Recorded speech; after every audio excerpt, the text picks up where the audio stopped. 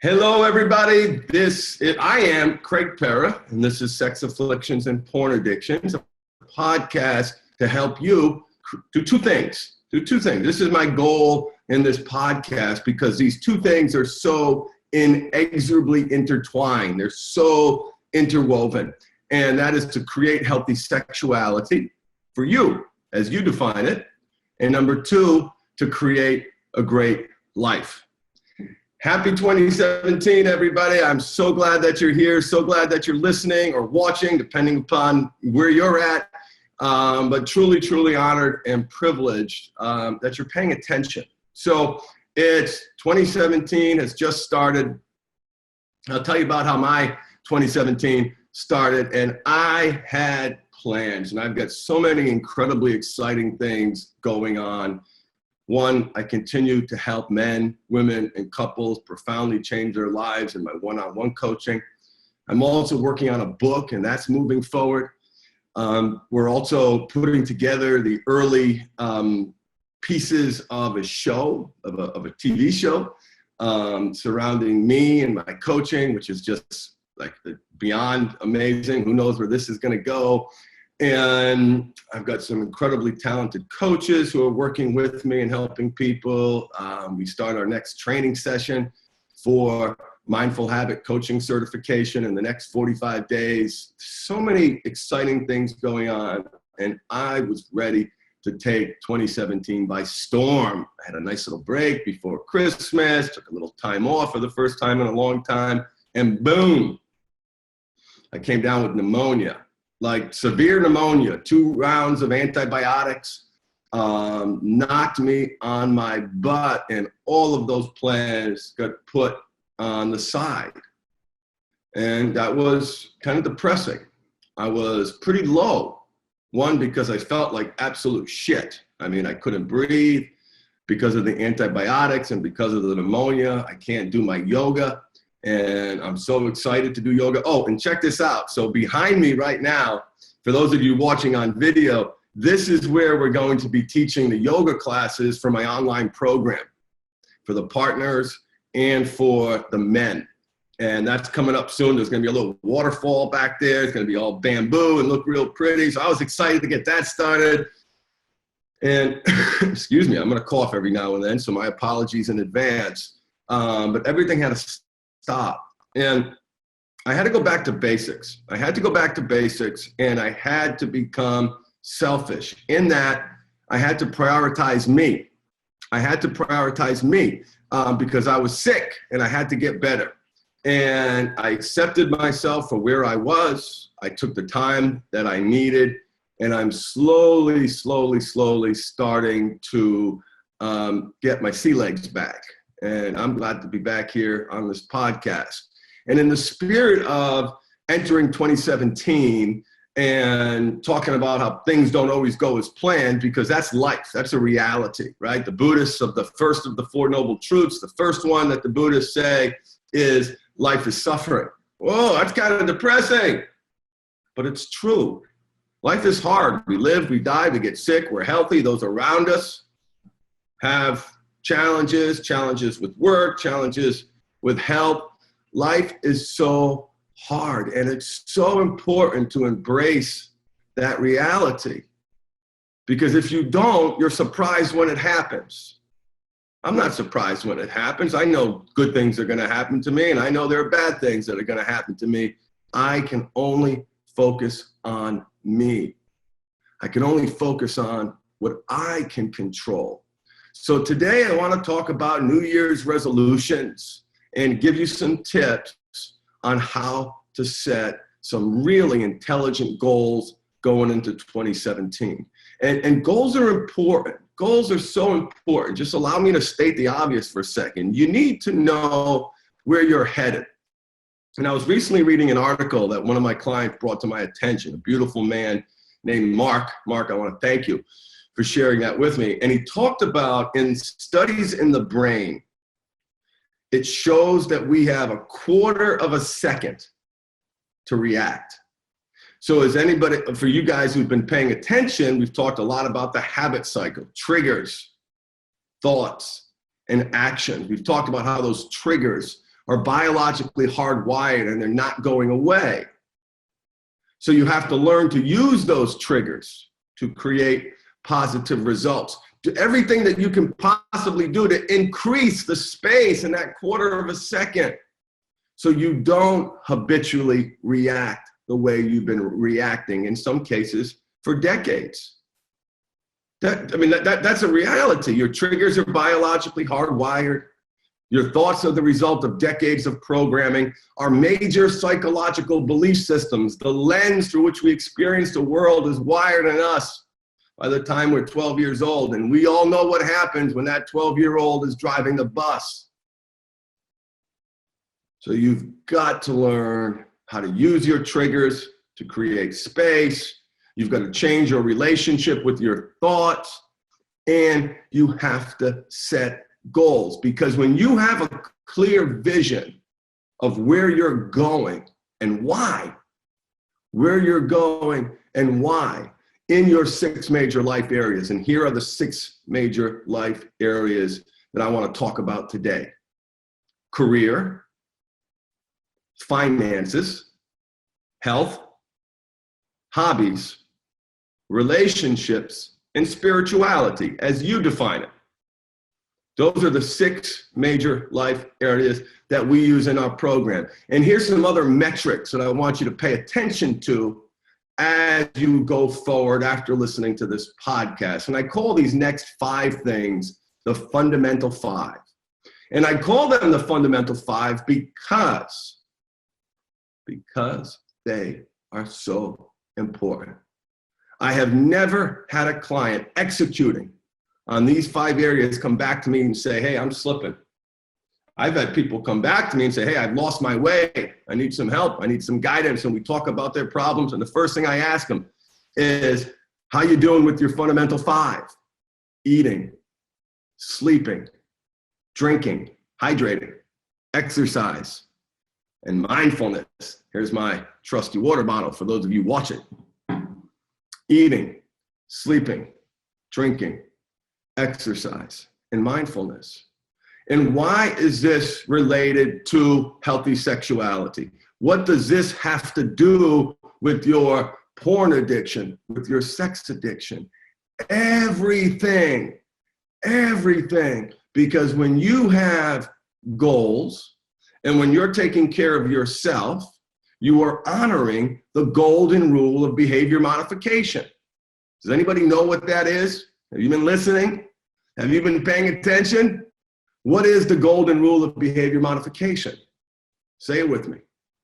To break a habit, you have to make a habit. That means your success in not doing the thing is a function of you doing something else. I want to say that again. Your success in not doing the thing is a function of you doing something else. So some of you are obsessively focusing on not doing the thing, and not doing the thing, and not doing anything about other areas in your life. And you, my friend, if you continue down that path, you are destined to fail. Because your success in not doing the thing is a function of you doing something else. And when you have goals, when you have a destination and you understand in a very acute, precise way why you're here, what your destiny is, where that fire inside you lies, and how you're going to honor that, that's going to empower you to stay on track. Because someone living a fulfilled life, someone living in a life where they are honoring and respecting their mind, body, and spirit with goals, they're not sitting in their bathroom jerking off for hours a day. It doesn't work like that. It doesn't work like that. Nobody wants to waste their life away. But here's the other piece, which I think highlights why goals are so important. Your porn addiction and your sex addiction is the symptom. is the symptom. It's always the symptom. It's never the root cause. And let me put that in perspective before I jump into some of the specific goal stuff that I want to talk about today. Okay? I have never worked with a client whose primary problem was sex addiction or porn addiction. I want you to think about that for a second. I want to say it again. I have never worked with a client whose primary problem was sex addiction and porn addiction. What? What are you talking about, Craig? I was on your website. That's all you do. Yeah, true. But the sex and the porn is always the symptom. It is never, ever the number one problem. In fact, let me throw a statistic at you just to put this in perspective, because what I'm trying to do now is impress upon you how important it is to have a plan, to have goals, to honor and respect your mind, body, and spirit. On day one, 95% of my clients identify their number one problem is sex addiction and porn addiction. Excuse me, think about that for a second. So 95% of my one-on-one clients on day one identify their number one problem as sex addiction and porn addiction. By day 30, what percentage of men still identify or say their number one problem is sex addiction and porn addiction? What do you think? Throw a number out there. 50%, 75%, what about maybe even 25%? 25%, 50%. How many people still say on day 30 of our work together that sex and porn is their number one problem? And guys, I'm working with some of the toughest of the tough cases. These are people who've acted out with prostitutes, massage parlors, have problems around fetishes, serious intimacy problems. They have an intimacy disorder, so to speak. The number of men at day 30 who identify as their sex and porn as being their number one problem is zero. Nobody. Nada. Zilch. Not one single person. Because they have learned something very powerful about themselves. Number one, by a month in, they're able to see clearly how the sex and the porn, the out of control behavior, is the symptom of something deeper. What do you think that deeper is? What do you think that hole is? What do you think that root cause is? It's the same in every single client that I've worked with, and that's the CEO, that's the actor, that's the lawyer, that's the doctor, that's the guy who works at the supermarket busting his ass for his family, the FedEx delivery driver, the teacher. Same thing. Same thing. They all come to the same realization, and I want you to get there quicker. Lack of love for self. Lack of love for self. There is a part of themselves that just isn't good enough. No matter what they do, it just isn't good enough. And so they continue to fail and reinforce that belief system that in the overwhelming majority of cases, virtually all, I'm tempted to say every, is a belief system rooted in their childhood. So if you want to numb, cope, and escape, well, what's the best way to do it? Well, drugs is good. I went down that road. That works. That'll help you numb, cope, and escape. But it's pornography. There's other forms of compulsive sexual behavior. You feel insignificant. But when you have goals, when you are honoring your mind, body, and spirit, you become significant to you. You operationalize love for self. Let me say that again. Through the execution of goals and honoring your fundamental 5, eating, sleeping, drinking, exercise, mindfulness, you are operationalizing love for self. You can say you love yourself as much as you want. That's soft and that's mushy. We'll hug a tree. We'll sing kumbaya. We love ourselves. That's not what this is about. That's not what there's about. There is a softer, deeper part of this lack of love for self. and how that gets wired in us. But what this is about is having direction, having a goal, having plans, and being the best version of yourself, because your sex addiction and your porn addiction is the symptom. And it's critical to counterbalance those biologically hardwired triggers, those decades of programming around the thoughts. Pay attention to your thoughts. How often do you sexualize somebody? How often do you self-deprecate? Right? Your major psychological belief systems wired in you by the time you're 12 years old. And here we are, adults, and all that stuff, that big hole we're trying to fill with compulsive sexual behavior, or drinking, or gambling, or whatever other self-destructive thing that you're doing to yourself. So we need to operationalize, incorporate into the organization. You're the organization. You're the CEO of your enterprises. Insert your name. I'm the CEO of Craig Lyle Perra Incorporated.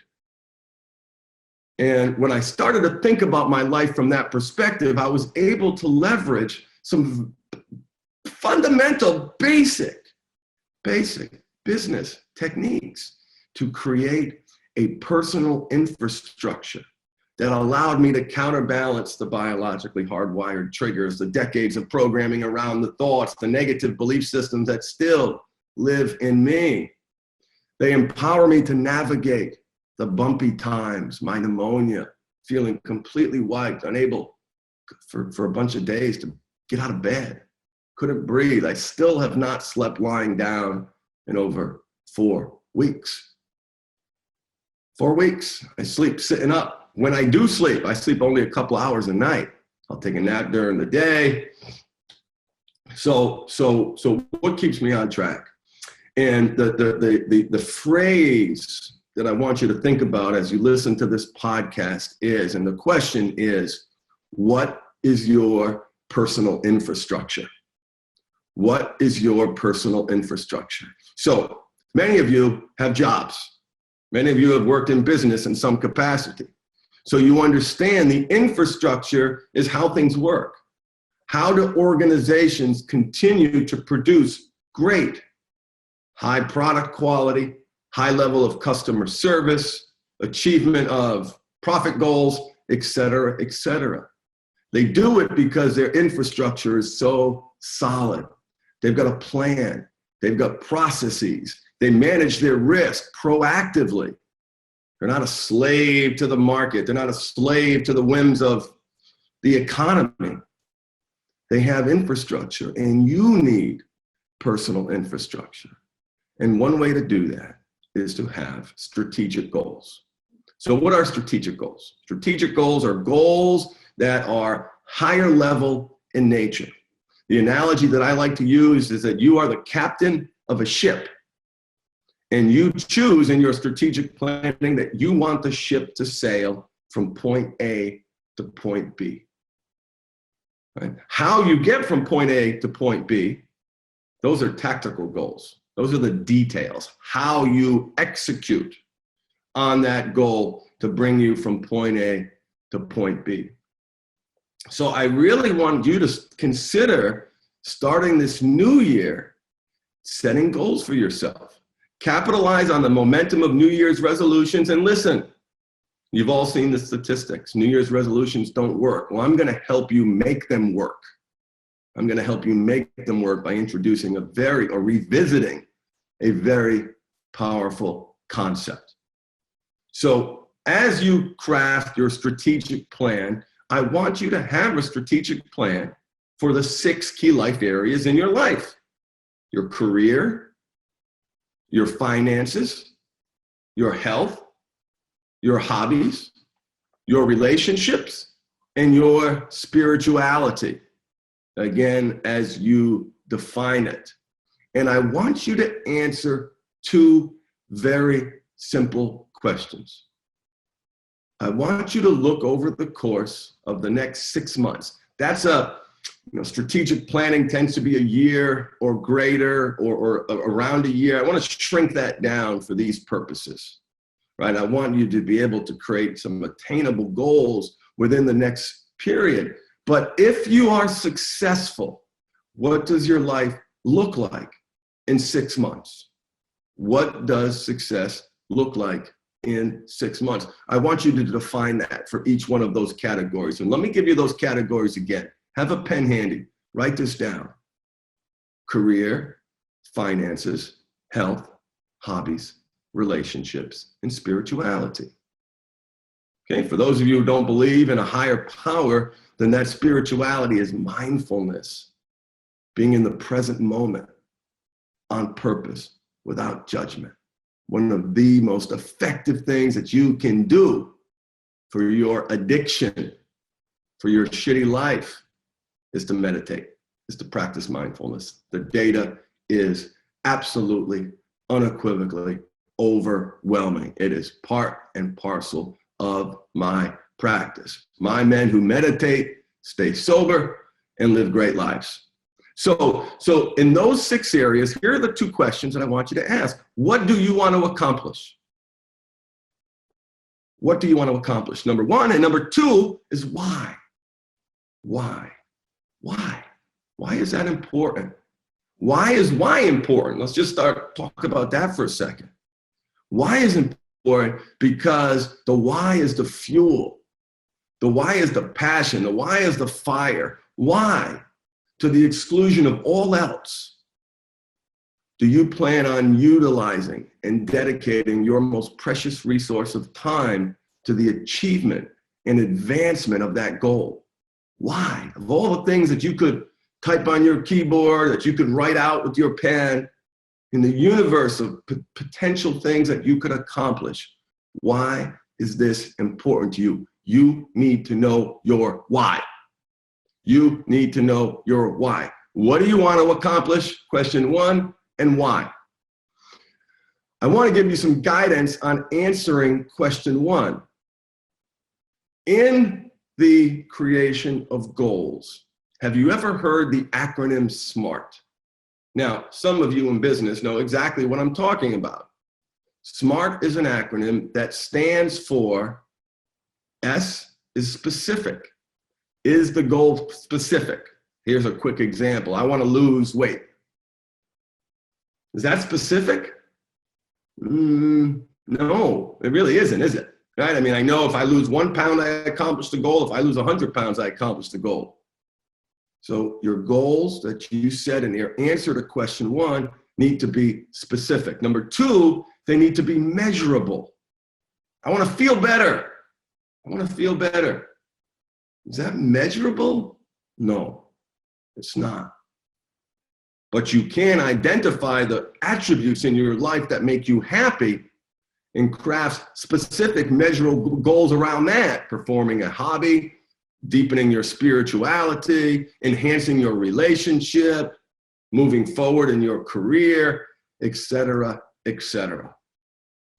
S stands for specific, M stands for measurable, and A stands for attainable.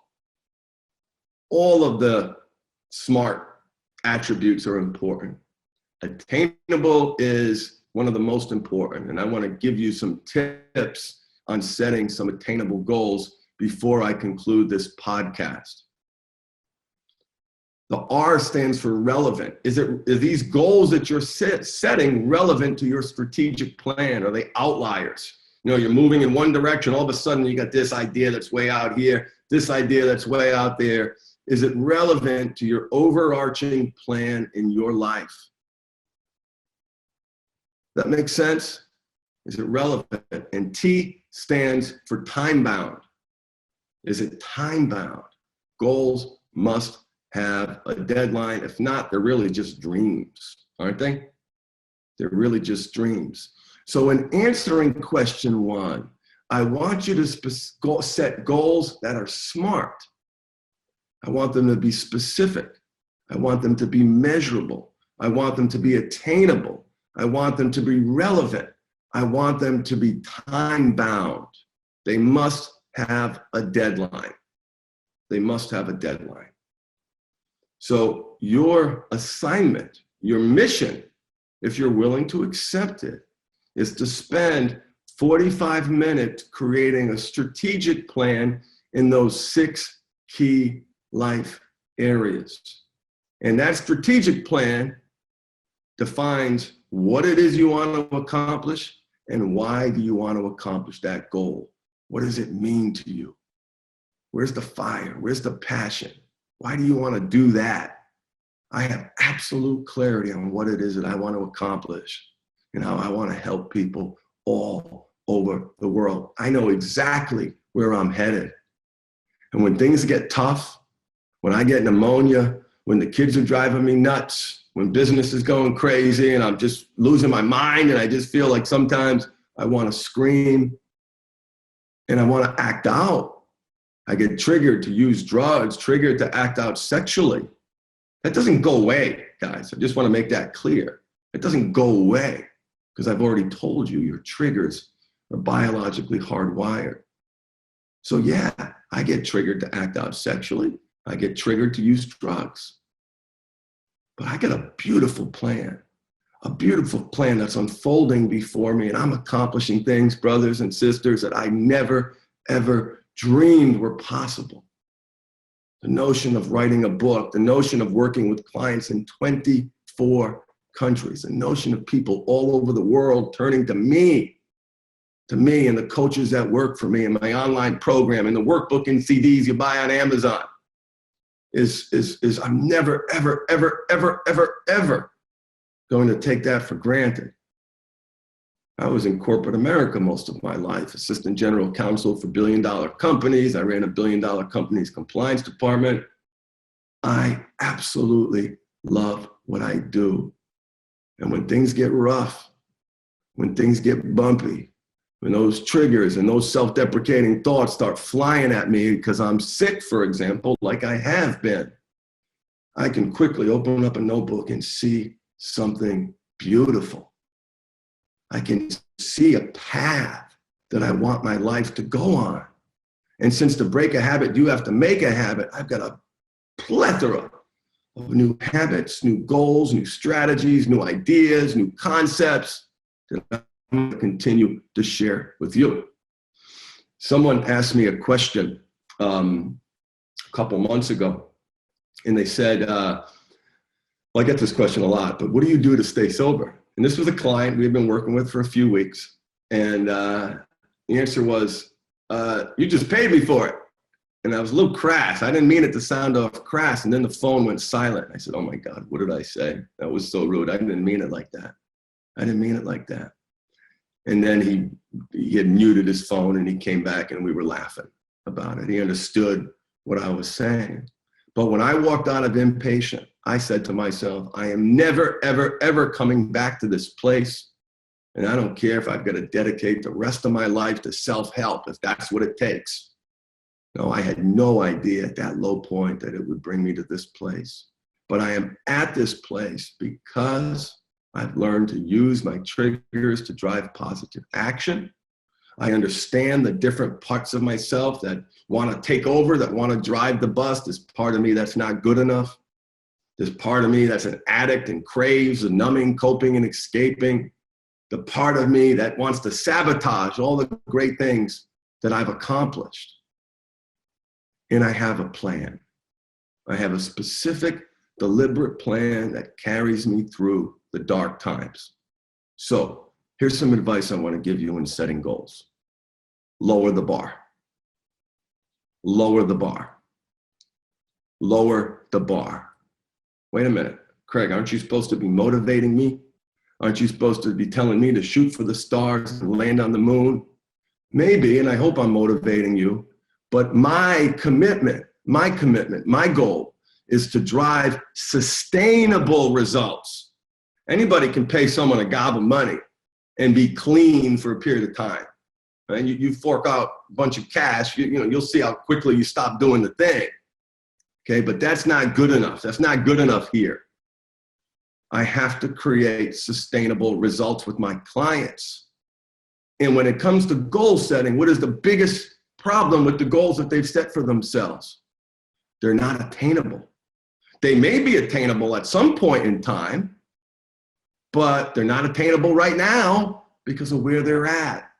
So I love being in this position of being the motivator and, conquer the world and take life by the horns and lower the bar. And what I mean by that is to create goals that are attainable. And the way you do that is through the implementation of mini habits and micro goals. And here's what I'd like you to do. I'd like you to create some mini habits and micro goals for your fundamental 5. Eating better, sleeping better, hydrating better, exercising better, and practicing mindfulness. Okay, so we talked about the overarching strategic plan and those 6 key life areas, but really, just reflect on this for a second. What level of sustainability do you think that you can create in your life if you're not sleeping, eating like shit, not taking care of your body, not honoring and prioritizing your mind, body, and spirit to the exclusion of all else? So here's where we bring in mini habits and micro goals. And mini habits and micro goals are goals that are ridiculously attainable. Ridiculously attainable. Ridiculously attainable. You've heard this story before, but I'm going to tell it again really, really quick. I have a client, call him Joe, morbidly obese. I didn't realize he was morbidly obese when we started because it was early in my coaching practice. I didn't get a picture of him, and we're talking about his porn problem, and I find out that he weighs over 300 pounds. And this was a man who could afford the nutritionists, the dietitians, the cooked meals, the Weight Watchers, the whole thing, anything that you could do. And he was contemplating getting the surgery. Here's what I asked him to do. I asked him to find his running shoes and his shorts and stand out in his front yard for 60 seconds a day. Come on, that's ridiculous. What do you mean I'm going to stand outside for 60 seconds a day? That doesn't make any sense. Shouldn't you be motivating me to run 2 miles? Well, when's the last time you ran 2 miles? 20 years ago, huh? Why would we set a goal that's unattainable at this moment? And see, what happens is with goal setting is you keep setting goals that at the moment aren't appropriate. They're not working. Why? Because you're not attaining them. So lower the bar. So I asked this client to stand outside his house. Well, first he couldn't find his running shoes, couldn't find his shorts, finally gets out there and he's swearing at me, sending me text messages, flipping me off like this is stupid. Day 3 comes around, he starts stretching. Day 4, he walks around the block. Day 5, he walks around 2 blocks, 3 blocks. He just finished a few months ago a half marathon. And he has lost over 100 pounds. I cannot begin to tell you the benefit of mini habits and micro goals. They've had an incredible impact on my life. And I'll tell you where I learned about them first. There's a website called deepexistence.com, and the gentleman's name is Stephen Guise, Guise. And he's got a great book on mini habits and micro goals. It's $5, $10, it's free sometimes. Get it and sign up for his information because this guy's got it going on. He is super, super smart. His life changed with 1 push-up a day. His life changed with 1 push-up a day because that was attainable. He could accomplish that no matter what. No matter what, he was going to do 1 push-up. So one of the places where I typically assign this goal is around mindfulness. Mindfulness is so hard. Sitting and meditating is like the easiest thing in the world to sit and breathe, but to do it like for a long period of time is hard. It's a tough habit to get into. We don't like being alone with ourselves. Every time we're alone, we act out. So it's very, very difficult to get men and women in this place where they can sit and reflect on their breath. So I asked them to count their breaths for 60 seconds a day. Count their breaths for 60 seconds a day.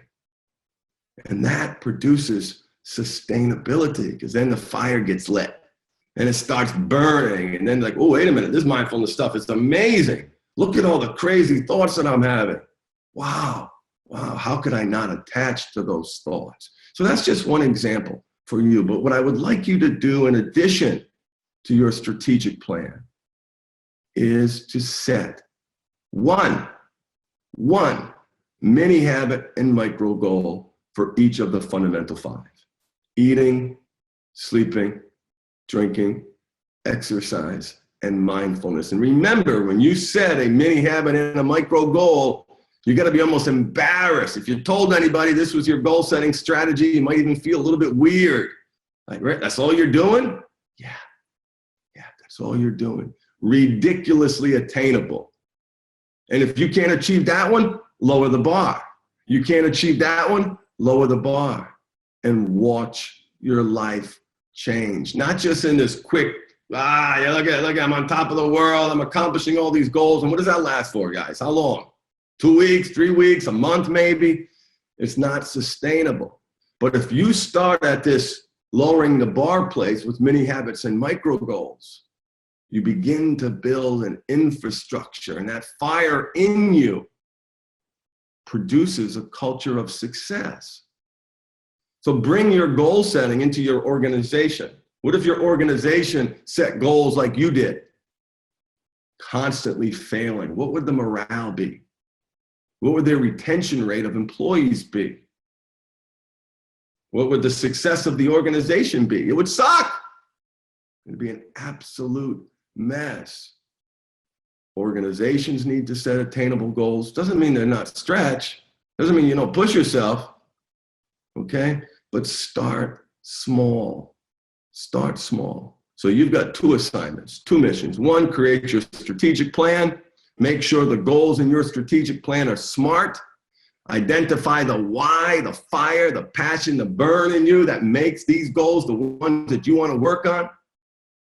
And number 2, set mini habits and micro goals for your fundamental 5.